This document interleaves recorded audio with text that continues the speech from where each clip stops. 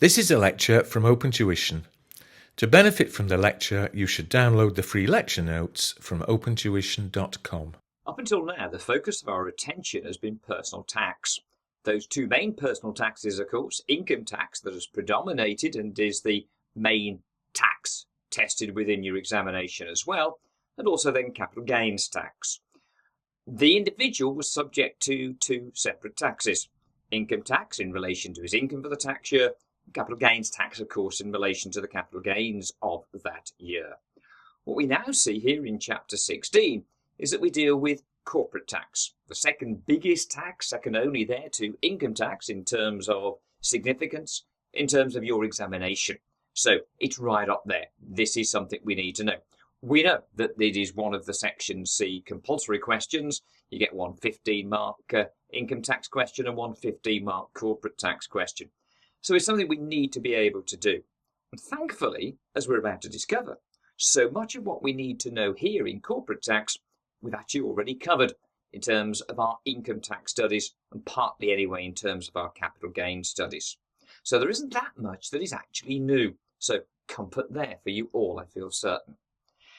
In relation to corporate tax, we need to prepare a corporation tax computation. And as we'll see here in our introduction, we therefore need to prepare a corporation tax computation for a company that is UK resident. A UK resident company. Because a UK resident company will be liable on its worldwide income and gains. So there's the first point that we just mentioned.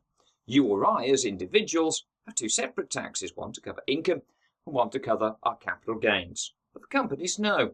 There will be one corporate tax computation on which we will record both the worldwide income and any worldwide gains, because we will be dealing with a UK resident company.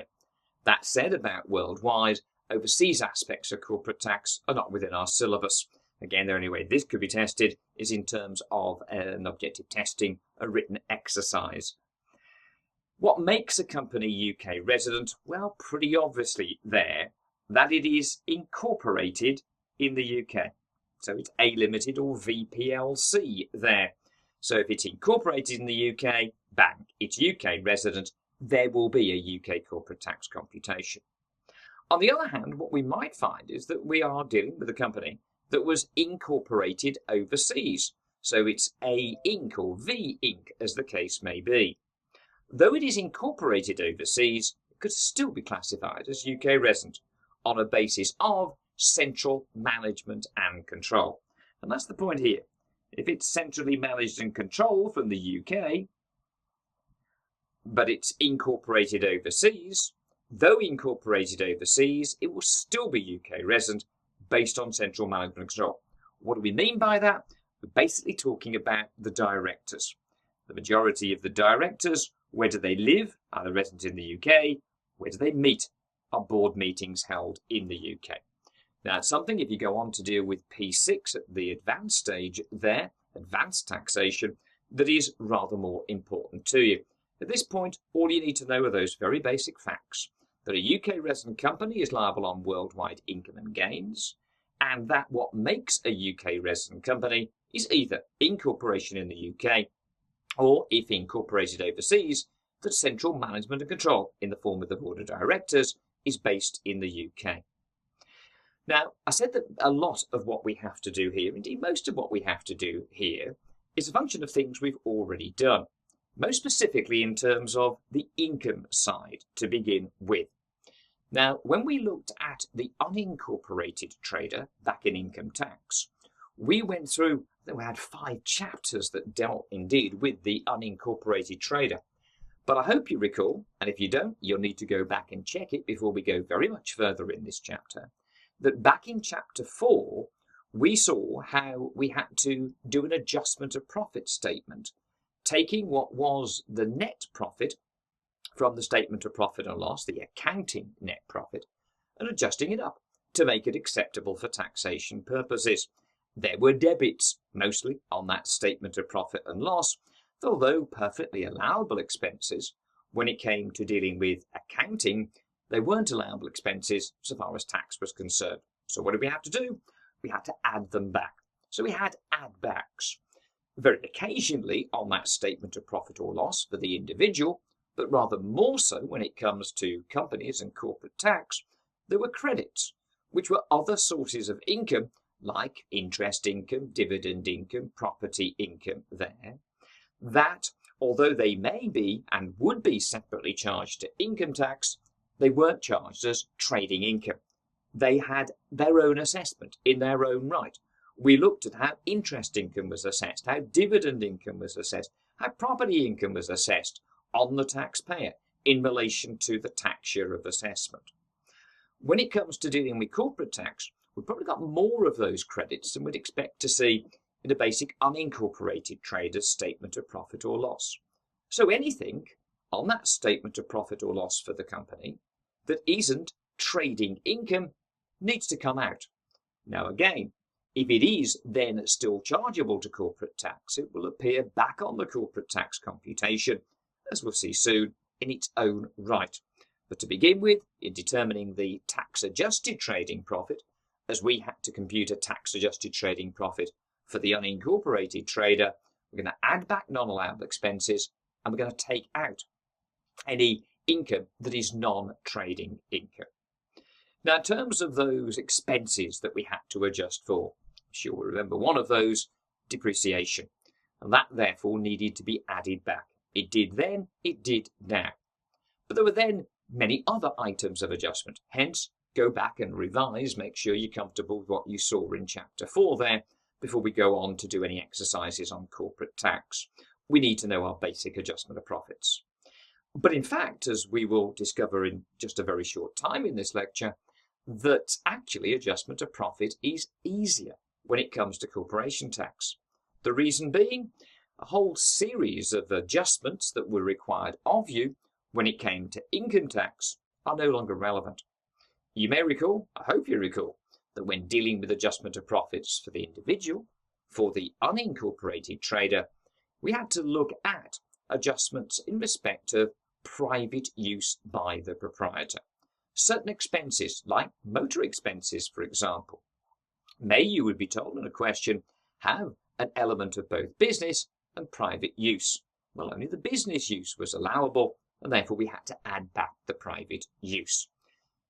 When we were dealing with capital expenditure, what we also saw that on, say, the car that gave rise to the motor expenses, the capital allowances were available. Remember, they replaced the disallowed depreciation charge. We got capital allowances. That's what Chapter 5 was all about.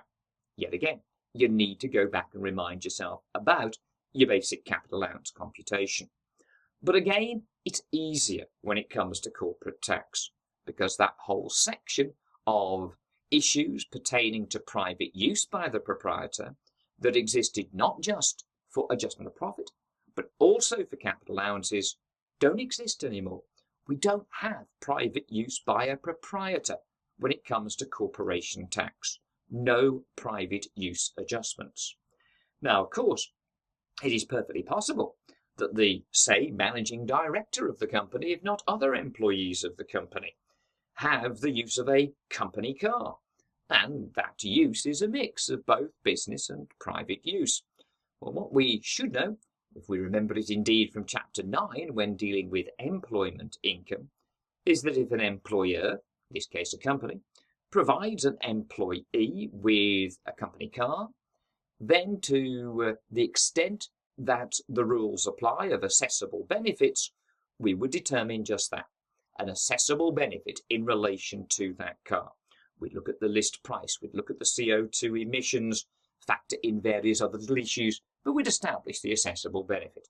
So it did come into the income tax system, it came in there, but as an assessable benefit under employment income rules on the individual. So it's not ignored, it's dealt with in the tax system. But what is good news for corporate tax is we don't have to deal with it or worry about it here. No private use adjustments, either in relation to adjustment of profits, nor indeed private use by the private use there by an employee, either on adjustment of profits or capital allowances. Now, the examiner will, as ever, give you enough rope by which to hang yourself there indeed, by telling you, oh, here's the company car of the managing director, 75% business use, 25% private use. What are you going to do with that? Nothing is what you're going to do with that, because it's got no significance at all. No add back in terms of motor expenses on adjustment of profits, and no restriction to business use in terms of capital allowances. We get all of the available capital allowance. So those are the two big differences. We'll talk about one or two others in a moment when we go into the detail of these notes, but it's made easier. So you need to know about capital allowances, you need to know about adjustment of profits, chapters, well, 5 and 4 there respectively. Make sure you do that before we head further into our corporate tax studies. Now then, we had another problem when it came to income tax and dealing with the unincorporated trader. Chapter 6. What that told us was that we prepare an income tax computation for a tax year, 6th of April to 5th of April. And we had to allocate all the different sources of income to that one tax year. How do we do that? We needed for each source of income a basis of assessment. Now, some of those were pretty obvious in all honesty. Actual amounts received in terms of dividends, in terms of interest income, in terms of employment income. It was actual amounts received. There was no other logical basis to use. We got a little bit cleverer with property income and accruals basis, paying attention there to the rental income accrued less the allowable expenses incurred, rather than a cash basis. But on trading income, having got the tax-adjusted trading profit of the unincorporated trade for an accounting period, we had to relate that accounting period. That accounting period, the accounts could be prepared to any accounting date that you choose. We had to relate it to a given time period, the tax year. And for that, we needed a basis of assessment. And I hope that we remember from Chapter 6 that the main basis of assessment that we used was CYB, current year basis. What did that mean? It meant that in any one tax year, for us primarily the 2017-18 tax year, for which you'd have to prepare an income tax computation, what did we do? We assessed the tax-adjusted trading profit of the accounting year ended in that tax year. But that wasn't an end to the problem, it was just the start. Because then we had, and I'm sure you remember these, not happily of course, but we had those differing bases of assessment that would apply in opening years when dealing with a new unincorporated trade. We didn't initially start our trade on the 6th of April and prepare accounts to the following 5th of April. We couldn't use CYB in the first year, maybe not in the second year, maybe even not in the third year. So we had to have special rules that sadly you need to know. You need to have learnt those rules, the bases of assessment in opening years. What was still a problem, but not such a big problem as opening years, was closing years, where again we had to learn the specific rules by which we dealt with the assessments, dealing with from penultimate to final tax year. Well, good news again in corporate tax. We don't have any of those problems. We don't have the problem of relating an accounting period to a tax year. Because for companies, what we will discover, we will prepare a corporate tax computation for a period known as a chargeable accounting period. Don't worry about noting that. It's coming up in the definitions in just a moment's time, as you can see here in section 1.2 of these notes. So we prepare a corporate tax comp for a chargeable accounting period. What is that? Well, basically, again, to use a term we'll define in a moment, it is usually the same as the company's period of account. And what is that? They both tend to be the same thing, the period for which the company has prepared its accounts. So the company prepares its accounts, that's normally for a year end. The period of account becomes the chargeable accounting period, and we prepare the corporate tax computation for that. Those profits assessed once, job done, move on to the next accounting period. So we don't have the problems that we had with income tax. Again, it makes corporate tax a whole lot easier in that respect. Now then, I mentioned a couple of terms there that we need to know. There's 3 core terms that we need to understand to be able then to prepare our corporate tax computation. Let's have a look now in section 1.2 at what they are. Firstly, as I mentioned a moment ago, the period of account, which is quite simply, as we've said, the period for which a company prepares its accounts. Now, normally the company will prepare its accounts, as we know, for a period of 12 months. It'll have accounting year end followed by accounting year end. The period of account will then become, as we'll see in a moment, the chargeable accounting period, because corporation tax is charged in respect of chargeable accounting periods, and normally a company's chargeable accounting period, a CAP as we'll refer to it in these notes, will be the same as its period of account. That's the usual situation. Now, it isn't always necessarily that the company will prepare its accounts for a full 12-month period and have an accounting year end. What happens when it starts to trade? It might start to trade on the 1st of July, but not want to use the following 30th of June as its accounting date. It wants some other date. So when it starts to trade, it could start with a short period or indeed even a long period of account. Once you've chosen that accounting date on start-up, maybe at a later point for some good reason, we choose to change that accounting date.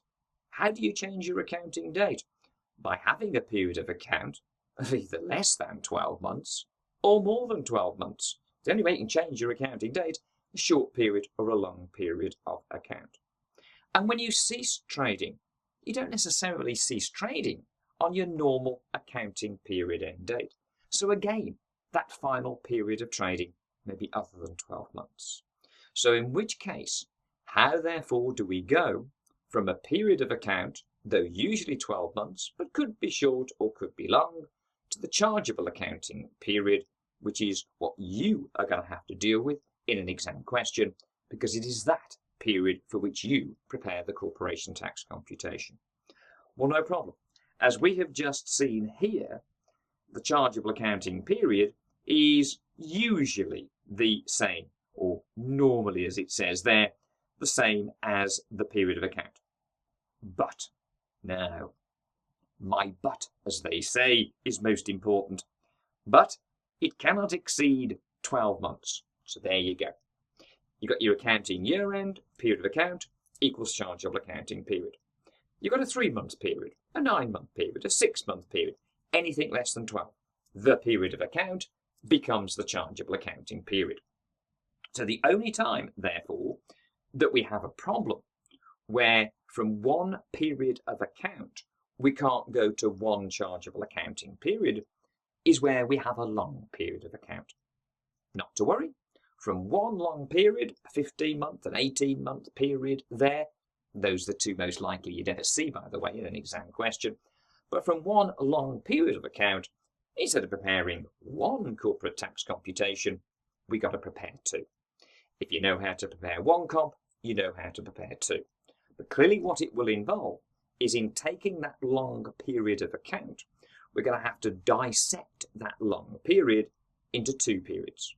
The first of those periods will always be, because it cannot be longer than 12 months. It'll be a 12-month period. If we ran a 15-month period of account, so two corporate tax comps, 12 months, 3 months.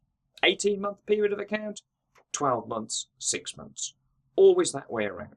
Can't go more than 12. There is your first chargeable accounting period. Balance of any months remaining, that's a second chargeable accounting period.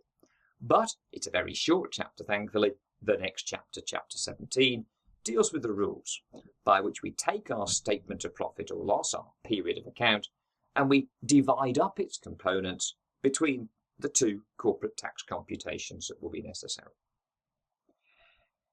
As we've said, the chargeable accounting period is the important one because that's the period for which we prepare the corporate tax computation and for which we compute, there's the figure. On an income tax computation, what do we calculate? Taxable income. And then we proceeded to calculate the tax liability. Here we compute, rather than taxable income, our taxable total profit. Remember, what do we say at the beginning of this exercise? Companies are liable on worldwide income and gains. So that taxable total profit includes both income, the trading income being the biggest and most important figure, potentially property income, potentially interest income. You may note there that I've left one source of taxable income of the individual out, dividend income. For as we'll see in these notes very shortly, dividend income is in fact exempt from corporation tax. So we'll have our taxable forms of income, where most of your time will be devoted determining the tax-adjusted trading profit. A little bit of exercise maybe on interest income and on property income there. But then we also include chargeable gains, income and gains, and it's that that gives us our taxable total profit. If, as we've said, the period of account should exceed 12 months, then 2 corporate tax computations required, as we've just said. The first will always be for 12 months, and the second for whatever is the remaining period. And we've got chapter 17, nice short little chapter there, after this chapter, to sort out and deal with that problem. So there's 2 of our 3 definitions that underpin what we need to know here in corporate tax. Period of account and chargeable accounting period. We've now got the third one, a financial year. Financial years.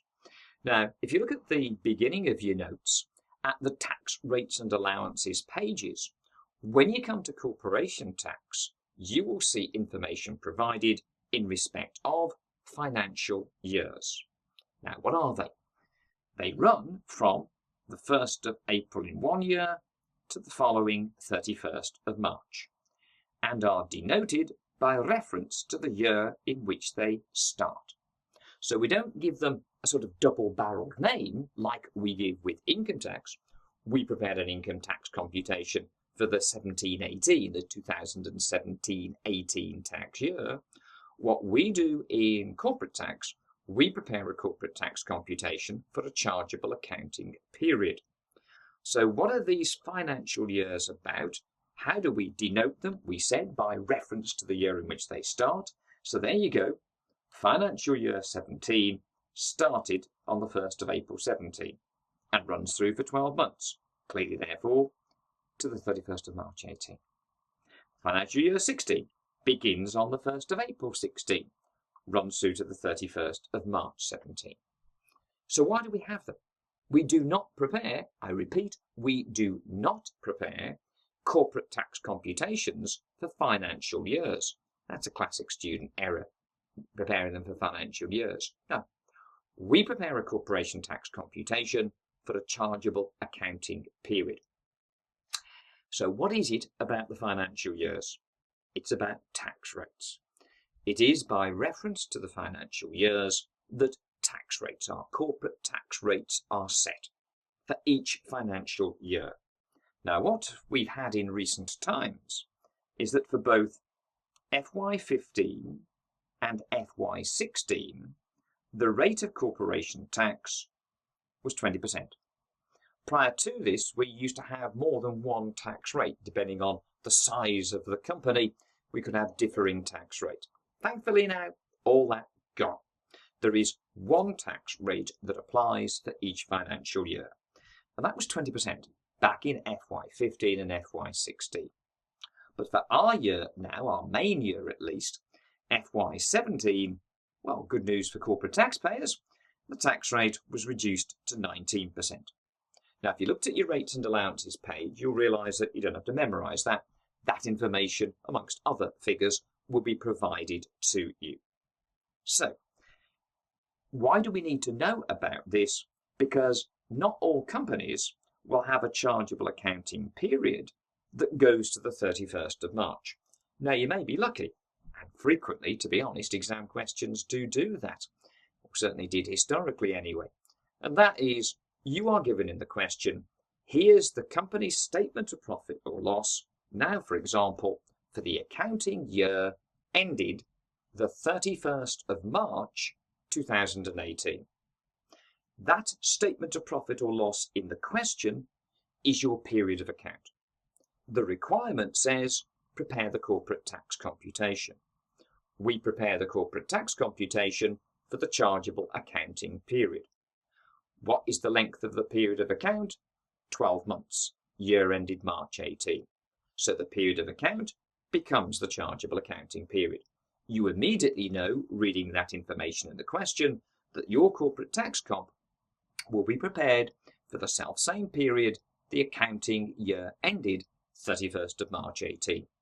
And what you now also know is that all of the accounting year ended 31st of March 18 falls in one financial year. Which financial year is it? Well, as you can see there, and as you should know, FY 2017, FY 17. So that means just one rate of tax, that's the 19% rate of tax, will apply. But we can't guarantee, as in real life, that the company that you've got to deal with within your examination question has prepared accounts to 31st of March. So what happens if it's chosen any other year-end date? That accounting period will straddle 2 financial years.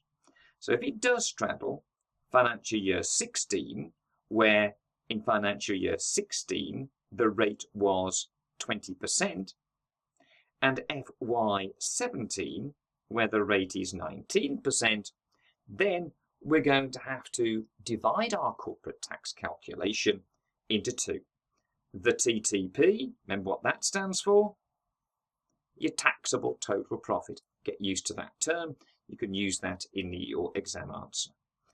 Then the TTP on the corporate tax computation must be time apportioned between those 2 financial years that are spanned, and the separate tax rates then applied to each financial year. Again, a very simple example. Our company, appropriately named Straddle Limited, has a TTP £800,000 for what is its accounting year ended 31st of December 17. So we've done the corporate tax comp. We've taken what was the statement of profit or loss for that year ended December 17. Because it's a year, it becomes the chargeable accounting period. And we've done our adjustment of profits. We've computed whatever assessable interest income, property income there might be. We've calculated any chargeable gains. Put it all in, and we've got a taxable total profit for that period. And that figure, £800,000. But that year end does not, of course, all fall in one financial year. As we can see here, as the chargeable accounting period straddles the 31st of March 17, then the first 3 months of that chargeable accounting period falls within FY 16. Remember, FY 16 ran through to the 31st of March 17. So of this accounting period, the first 3 months are in FY 16, and the final 9 months of the accounting period, the chargeable accounting period, are in FY 17. So what does it mean? It's very simple. Time apportionment. You've got your TTP, you know it's 800,000. Therefore, 3 months worth of that TTP in FY 16 at the FY 16 rate of 20%. 9 months of the accounting period is in FY 17. What is the FY 17 rate? 19%. There's your 2 calculations, FY 16, FY 17. And thus we derive the corporate tax liability of the company for this accounting period. As we've stated above, a company, of course, may change its accounting date and therefore have a period of account of either less than or more than 12 months. But a chargeable accounting period can never exceed 12 months. Hence, there will always be a chargeable accounting period of less than 12 months, whichever way a company changes its accounting date. If I'm going to move from, say, a 31st of December accounting date to a 30th of June accounting date, and my last accounts were, say, to, put a note down to this, I'll be preparing accounts to December, and the last accounts I prepared were to the year ended December 17. and I want to move to an accounting date of the 30th of June. If I want 30th of June 18 to be the first time I prepare accounts to the new date, then I've only got one choice in terms of the transition. What have I got to do? I've got to go period to 30th of June 18. That will be a 6-month period. I'll prepare a short period of account, 6 months to June 18. If, on the other hand, I was going to prepare accounts through to the 30th of June, but the first time I wanted it was the 30th of June 19, then I've got, again, two choices. Choice one would be, well, stick with your normal year ended December 18, and then have a short period, like we've just done to June 18, but 6 months to 30th of June 19. So that was 2 sets of accounts, 2 chargeable accounting periods. Or I think, I can't be bothered to do 2 sets of accounts. Let's do 1. And hence you'll have 1 period of account through to 30th of June 19. How long will that be? From the last time we prepared accounts, December 17, that will be 18 months. And that's what we'll be looking at in Chapter 17.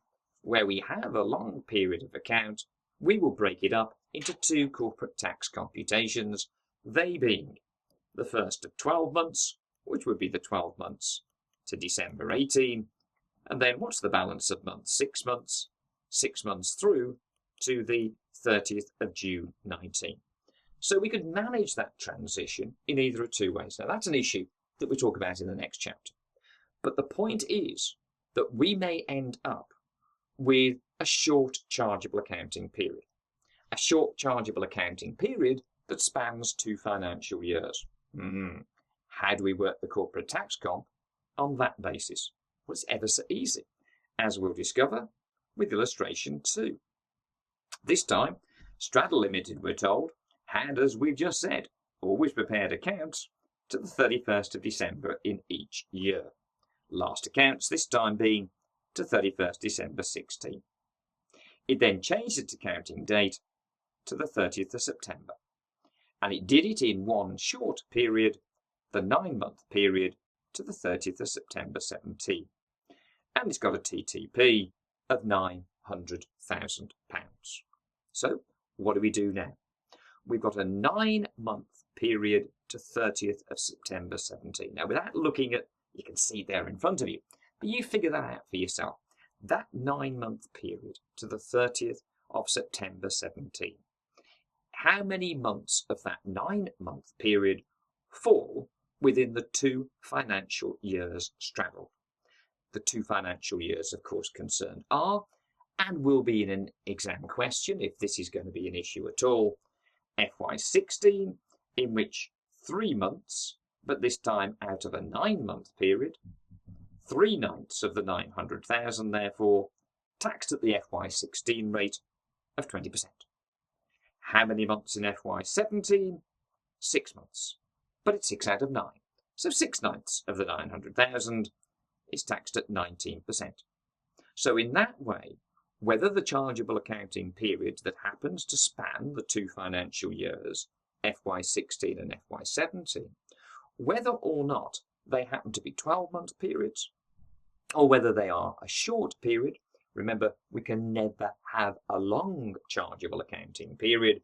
The chargeable accounting period cannot, I repeat, exceed 12 months. Whatever it is, we can break down that period between the 2 financial years, 16 and 17, apportion the profits, and then use the respective tax rates. It's basic time apportionment. Okay, what else do we need to know at this point in time? A company usually has to pay its CT liability 9 months and 1 day after the end of its chargeable accounting period. So whatever is your chargeable accounting period end date, 9 months and 1 day later, that's the date by which at the latest you must have paid your corporation tax. But what we're now calling large companies, we'll define that in a moment's time, they are required to make quarterly instalment payments. So they don't get to wait until 9 months and 1 day after the end of the accounting period in which they made the profits for then the tax to be paid on those profits. They're going to have to pay, well, clues in the name, quarterly instalment payments there. They're going to have to make 4 quarterly instalment payments. And they're going to start partway through the accounting period. All the details of this, don't worry, those we look at later. The details indeed coming up in chapter 23. But we would have to know, when dealing with the calculation of tax, and when required then to state when will that tax be paid, we have to know, is it the normal rule, 9 months and 1 day after the end of the chargeable accounting period, or is it quarterly instalment payments? Now, the significance of that. What is a large company? One whose profits, that's a fairly general term, but we'll have a very specific definition here, exceed 1.5 million. Profits, otherwise known as augmented profit there. Augmented profit, or just the term profits. What is it?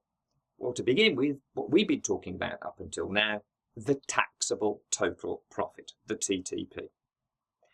TTP of the company plus dividends received, other than dividends received from related 51% group companies, which basically means subsidiary companies. Don't worry, we'll look at that and define that term more clearly later. But again, it's basically from subsidiaries. So remember what again we said just a few minutes ago. We said that when preparing the corporation tax computation, we're going to list out and record all of the taxable forms of worldwide income and gains, and the income that would be chargeable primarily, if not only, the tax-adjusted trading profit, but also possibly interest income and possibly property income. What was not going to go in there was dividend income, because dividend income is exempt from corporation tax. Though it is exempt, it may still have an important role to play so far as the company is concerned, because it is added into the TTP to give us this so-called profit figure. And if by adding that in, it takes us from below the profit limit, that 1.5 million. If you look on your rates and allowances, it is given there. You don't have to remember 1.5 million. But if the dividend income takes you from below to above 1.5 million, then suddenly it may mean, won't automatically mean, but it may mean that the company, instead of getting that delay between making the profits and 9 months and 1 day after the end of the accounting period, having to pay the tax on those profits, instead it's having to make quarterly instalment payments starting from part way through the period until a point after that period. That is going to be very bad news in terms of cash flow, but more of that later.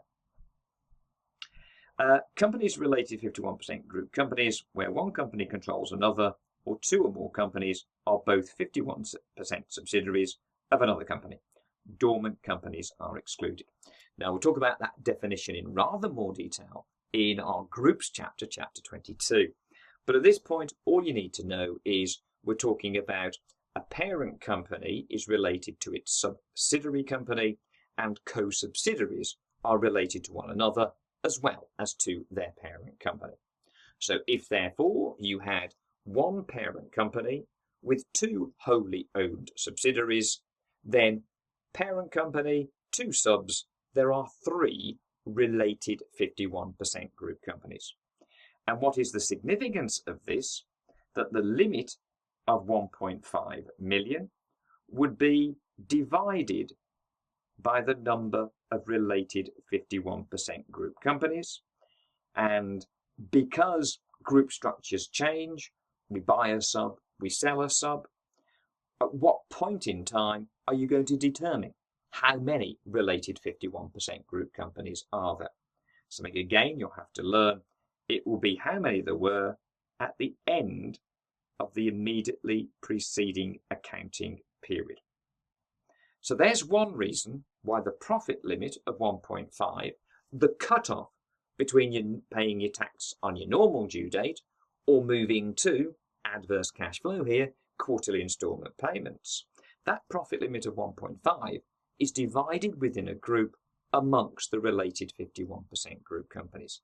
Not everyone gets 1.5 million. We have to divide it between the number of related 51% group companies.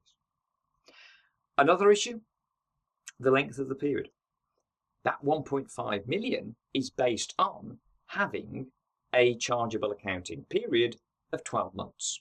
So if it's less than that, we must time apportion. So here, we've said that the 1.5 would be used for a single company with a 12-month chargeable accounting period. If we've got related 51% group companies, we are going to divide by the number of such group companies, divide that profit limit, and we must also time apportion for a chargeable accounting period of less than 12 months. So in a group structure, divide out by the number of related 51% group companies, and either for a single company or for a group company, if the accounting period is less than 12 months, then we must also time apportion that figure. So little illustration just to complete this exercise. Here, illustration 3. Large Limited prepares its accounts to 31st of March in each year, and for the accounting year ended 31st of March 18, had a TTP of 600,000. It also received dividends from a number of companies, including its 2 wholly owned subsidiary companies. This was its lowest profit recorded in several years. Right, significance of that information there. What we're told here is that it had a TTP of 600,000. Now, as compared to a profit limit of 1.5 million, we're nowhere near. We know, of course, that what we compare with that profit limit is not TTP, it's profits, or augmented profit, as we may also know it as. And that means it's the TTP plus the dividends received from non-subsidiary companies. Now, they've told us here that we've received dividends from a number of companies, including its 2 wholly owned subs. But they haven't told us the dividend income. And they don't have to, do they? Because what was our profit limit? 1.5 million. How many related 51% group companies are there? There is a parent and there are 2 wholly owned subs. Parent and 2 subs. As we've just said, that is 3 related 51% group companies. Divide by 3 equals 500,000. What is the company's TTP? Oh, crossed it out there. That, as we can see, is 600,000. So irrespective of whatever dividend income, even if there wasn't any dividend received from non-subsidiary companies, it doesn't matter. 600 is already bigger than 500,000. Therefore, the company is large. And that therefore may mean, Chapter 23 will tell us about that. See Chapter 23 for details of the quarterly instalment payment system. That will then tell you whether or not, as a result, quarterly instalment payments will be required for that particular company. Just again, reiterating what we just said, as Large Limited, 2 subs, 3 related 51% group companies, that will reduce the profit limit for each group company to £500,000. Large has got a TTP of 600, so even without including dividend to add into TTP to give you profits, we already know that we exceed the profit limit. We exceed the relevant profit limit, and that therefore may require quarterly instalment payments to be made.